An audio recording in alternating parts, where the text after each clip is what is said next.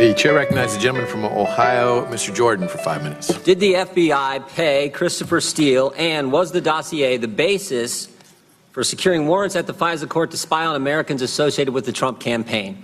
Really, when you sum it all up, it boils down to those fundamental questions. Did you pay the guy who wrote it?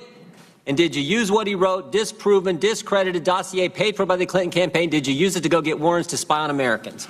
That's what it comes down to. And you're the guy who can answer those questions. And yesterday I was convinced that the answer to those questions was probably yes, but today I'm even more convinced the answer is yes, based on the text messages we got to read early this morning. Mr. Rosenstein, you know Peter Strzok, you familiar with that name? Yes, I'm familiar with the name. And former deputy head of counterintelligence at the FBI? Peter Strzok, that one?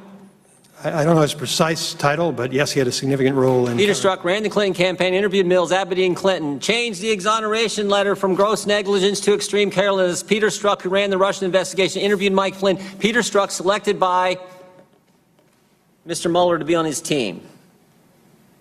That Peter Strzok, we learned, had all these text messages. We got to read some of them early this morning.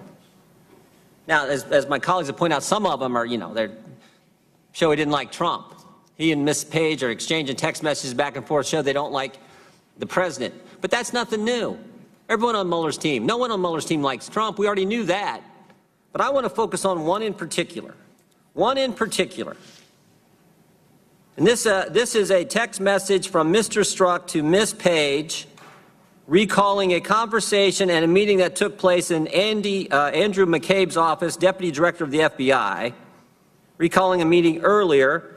And Mr. Strzok says this: I want to believe the path you threw out for consideration in Andy's office. Then there's a break. Dash, it says that there's no way he gets elected. No way Trump gets elected. He says, I want to believe that. You said that in the meeting in Andrew McCabe's office. I want to believe that. But then he goes, but I'm afraid we can't take that risk. Now, this goes to intent. He says, we can't take the risk. The people of this great country might elect Donald Trump president. We can't take this risk. This is Peter Strzok, head of counterintelligence at the FBI. This is Peter Strzok, who I think had a hand in that dossier that was all dressed up and taken to the FISA court. He's saying we can't take the risk. We have to do something about it.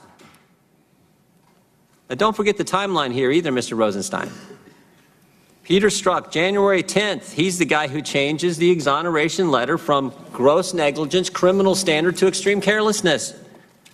July 2nd, he's the guy who sets in on the Clinton interview. July 5th, 2016, that's when Comey has the press conference and says, we're not going to prosecute. Clinton's okay, we're not going to prosecute. And then August 2016, we have this text message. The same month that the Russian investigation is opened at the FBI, August 2016. And my guess is that's the same month that the application was taken to the FISA court to get the warrants to spy on Americans. Using this dossier that the Clinton campaign paid for, Democrats paid for, fake news, all dressed up, taken to the court.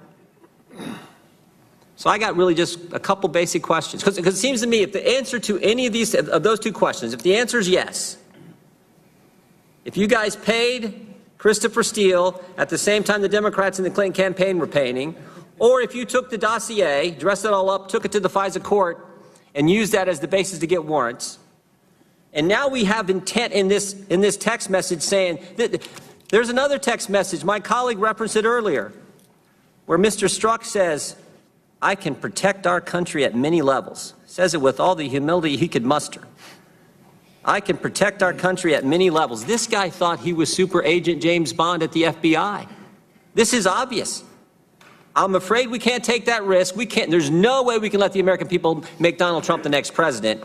I got to protect our country. This is unbelievable. And I'm here to tell you, Mr. Rosenstein, I think the public trust in this whole thing is gone. So it seems to me you got two things you can do. You're the guy in charge. You're the guy who picked Mueller. You're the guy who wrote the memo saying why he needed to fire Comey.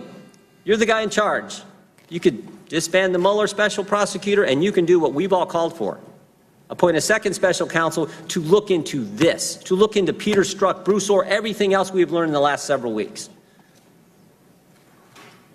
Yes, Congressman, and I can assure you that I consider it very important to make sure the thorough review is done, and our Inspector General is doing a thorough review. That's how we found those text messages as part of that review. You've given that answer like 15 times. Let me ask you this.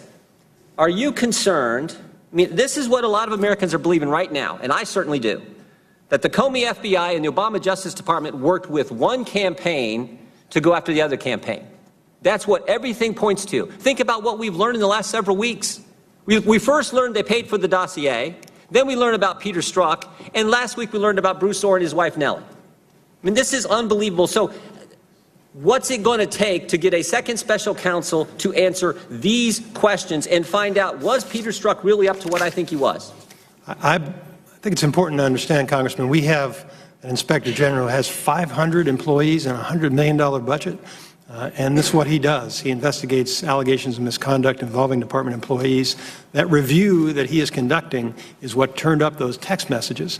It will also involve interviews of those persons and of other witnesses. And we're looking forward to his report, and we've met with Mr. Horowitz, and we're anxiously awaiting that report.